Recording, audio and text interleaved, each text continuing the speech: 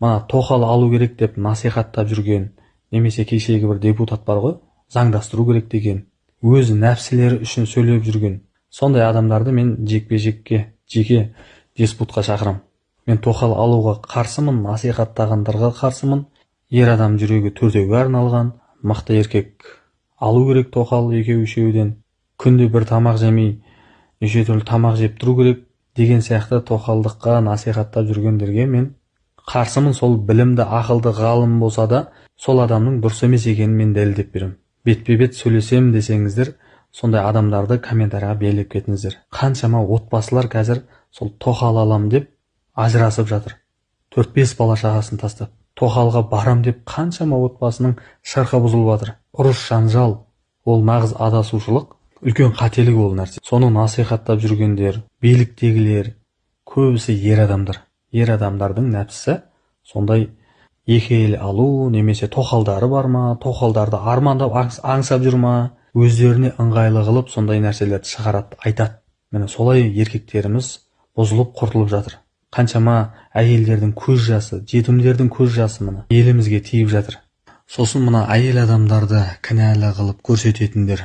Әйелдерді дұрыстау керек, бұзылған, құтырған әйелдер қазір ер адамды сыйламайды деген сияқты әйелдерге қарсы қойып жатқан насихаттар да көп.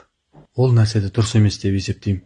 Еркектерді әйелдерге қарсы қойып, ұрысып, салғыласуға, былай айтқанда қазақтың жігіттері қазір тоқал алуды ойлайды, әйелдерді кінәлі қылып, әйелдерді үндемей отырса, бағынып, сыйлап отырса, еркек адамның нәпсісі сол нәрсені қалайды да.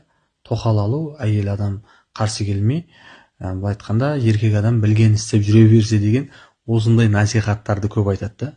Нәпсімен күресіп, сондай қателік жасамаудың орнына нәпсісіне қалаған нәрсені бір заңды қылып, соны бір әділдік қылып, дұрыс қылып көрсетем дегенмен, бірақ қаншама проблема қоғамда туындап жатыр.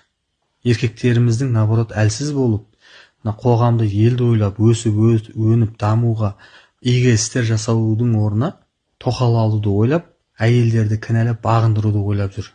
Салғыласып, санасып. Біз наоборот еркектерді осылай құртып төмендетіп жатыр қазақтың. Сол үшін жігіттер оянайық. Егер менің айтқаным дұрыс емес десеңіздер, эфирге шығайық. Осы мәселені талқылайық.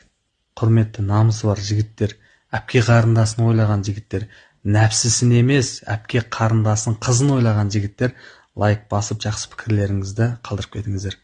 Болашақ ұрпақтарымыз біздің тоқал ойламай, қатынмен санаспай,